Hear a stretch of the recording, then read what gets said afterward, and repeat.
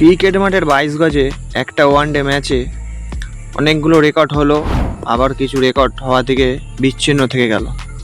তো চলুন বন্ধুরা, আজকের ভিডিওতে জেনে নেব কি এমন রেকর্ড হলো, আবার কি রেকর্ড হতে হতে থেমে গেল। বন্ধুরা, আশা করি আপনারা সবাই খুব ভালো আছেন।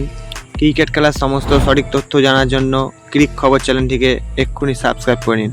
আজকের ভিডিওতে আমরা আলোচনা করব 2025 আইসিসি চ্যাম্পিয়ন্স ট্রফির দ্বিতীয় ম্যাচ ইন্ডিয়া বনাম বাংলাদেশের। আর এই ম্যাচে অনেকগুলো রেকর্ড তৈরি হয়েছে, আবার অনেকগুলো রেকর্ড তৈরি হতে হতেও থেমে গেছে।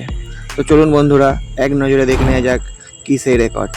প্রথমে বাংলাদেশ ব্যাট করতে নেবে, তাদের অবস্থা খুবই খারাপ হয়ে গেছিল, কারণ ইন্ডিয়ার পেস বোলারদের সামনে তারা রীতিমতো মাথা তুলে দাঁড়াতেই পারেনি, যার ফলে মাত্র 228 রানেই তারা অল আউট হয়ে যায়। আর এই 228 রানে অল আউট হয়ে যাওয়ার মূল কারণ হলো মোহাম্মদ শামি জাতীয় দলে কামব্যাক করেই আবার 5টা উইকেট নিয়ে নিল। আর মোহাম্মদ শামি সবচেয়ে ভালো দিক হলো যে তিনি আইসিসি টুর্নামেন্টে যখনই খেলেন তখনই দুর্দান্ত বোলিং করেন। ধরুন 2023 সালে ওডিআই বিশ্বকাপে প্রথম কটা ম্যাচ না খেলার পরেও যখনই তিনি দলে চান্স পেয়েছেন সর্বোচ্চ উইকেট শিকারী হয়ে গেছেন। আর মোহাম্মদ শামির সাথে সাথে হার্দিক রানাও 3 উইকেট নিয়েছেন।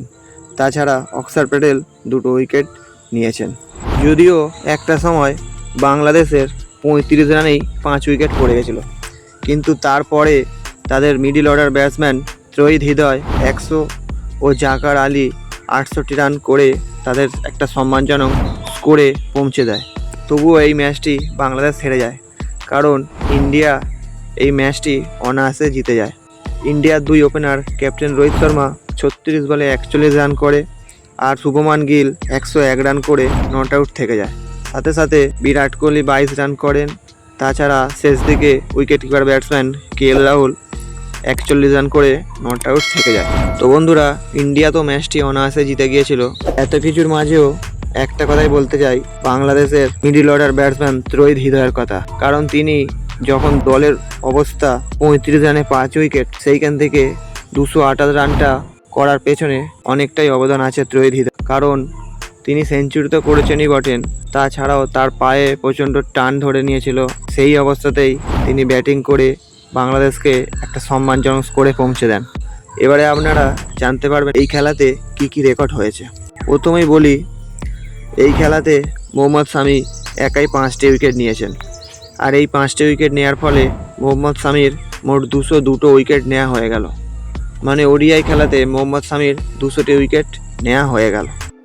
তাছাড়াও রোহিত শর্মার ওয়ানডে খেলাতে 11,000 রান সম্পূর্ণ হয়েছে।